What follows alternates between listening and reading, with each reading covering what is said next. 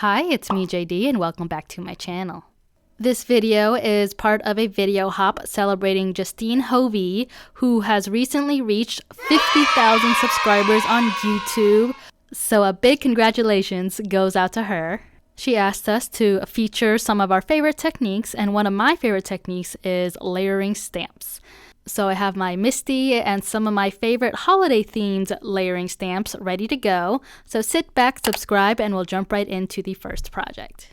For all of these holiday cards, I'm going to start by placing some 80-pound white cardstock into my Misty stamping tool.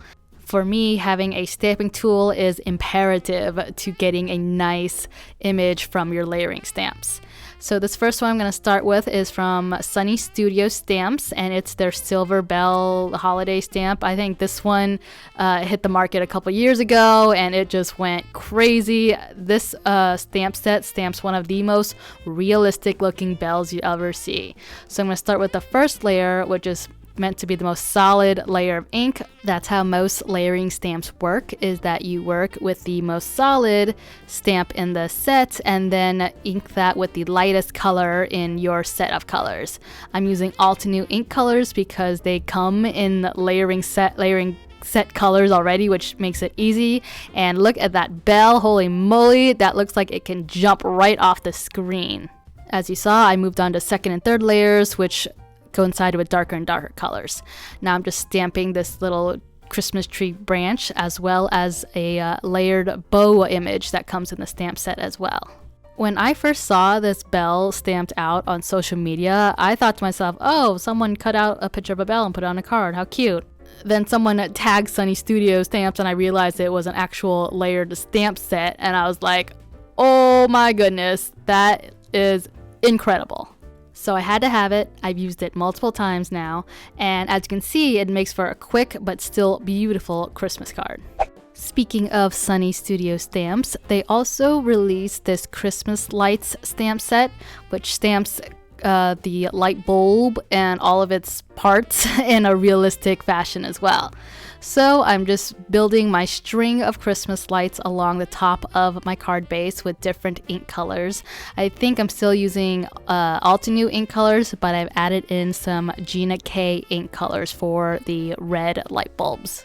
I have the ink cube version of all the Altenew and Gina inks just because I'm limited on space as well as budget, so I always recommend mini ink cubes if you're the same. And now I'm going to work on building the second layer for my light bulbs. So these only require 2 layers, which is nice.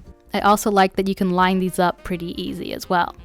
And with Sunny Studio Stamps, I didn't see any kind of layering instructions within the stamp set. I saw it online. Some will have it within the packaging, some will have it online. I always wonder, what did the stampers of yesteryear do with layering stamps? Did they have layering stamps? I mean, I know they didn't have like a Misty stamping tool, or maybe they had one where it didn't have a hinge, but I just gotta wonder, like, how do they do this back in the day? Because this is so easy now with a stamping tool, and they have, layering ink colors and layering stamps and numbered stamp sets. Well, it was probably like the stamping technique I did just now, where you have a stamp in your hand and you eyeball it. Speaking of techniques, Justine also has her technique resource binder. You can find that on her blog and channel if you're looking for more ideas and inspiration. Anyway, I'm just going to draw a string for my string of lights. As you saw, I already stamped the sentiment, and this card is finished. This next stamp comes from a company that is new to me, but I guess they've been around for a while. It's called Kitchen Sink Stamps, and it comes with a layering guide for all their layering stamps, which is really convenient, especially since this one comes in color, and I can just lay it over the top to see if I have the correct stamp or not.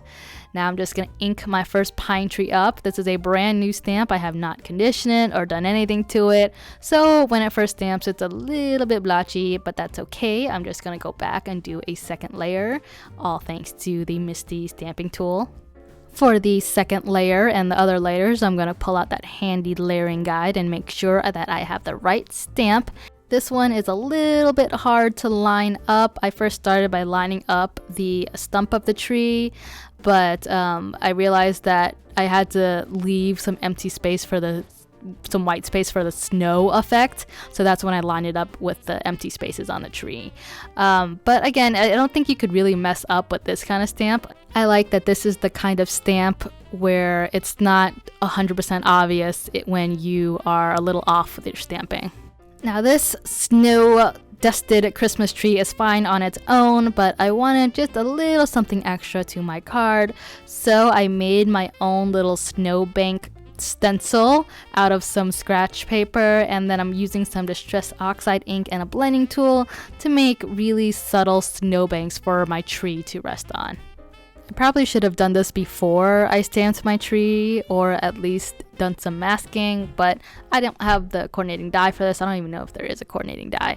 It still turned out fabulous in my opinion. I'm going to save this card to the end and finish it later.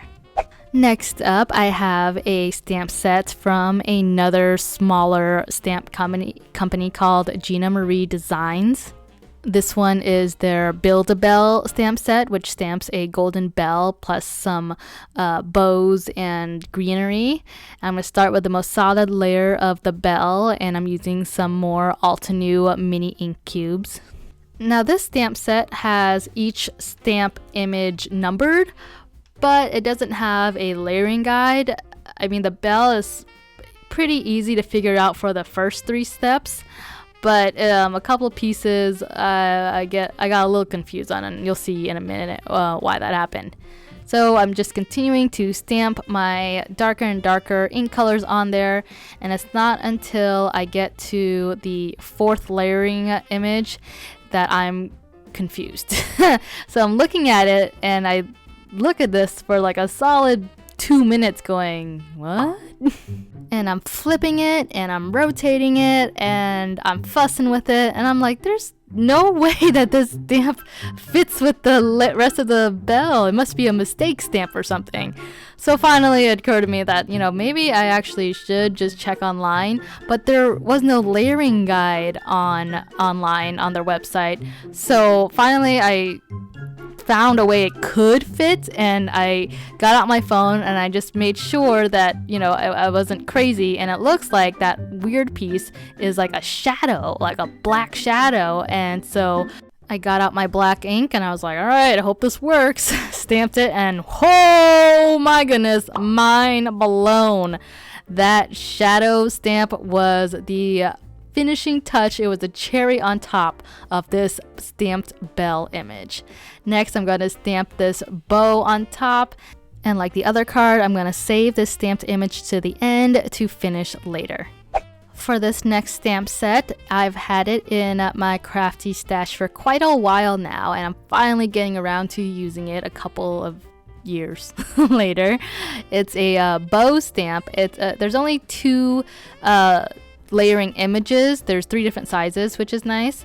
The stamp set does come with a layering guide. However, it wasn't the easiest to line up. There's like these little itty bitty notches that you have to coordinate, and I did not have the easiest time doing that. It's my own fault. I just need some more practice with these layering stamps. They stamp beautiful images just on its own, but that second layer really just adds that nice shadow and dimension to these bows.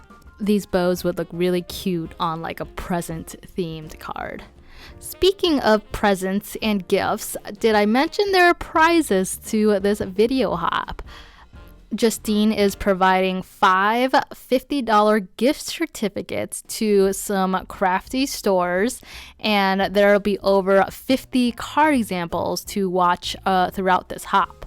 What I'm really saying is that there's going to be lots of inspiration and lots of chances to win. More info and details and rules about the giveaway can be found on Justine's blog, all of which the information can be linked down below in the description. So these bows came out beautiful, and now I'm going to finish up all of these cards with extra die cut pieces and some die cut sentiments and a little frame around one of them. I hope you guys enjoyed these handmade holiday cards inspiration. Be sure to watch the next video on the hop and all the videos on the hop for more chances to win these fabulous prizes for Justine's 50,000 subscriber video hop.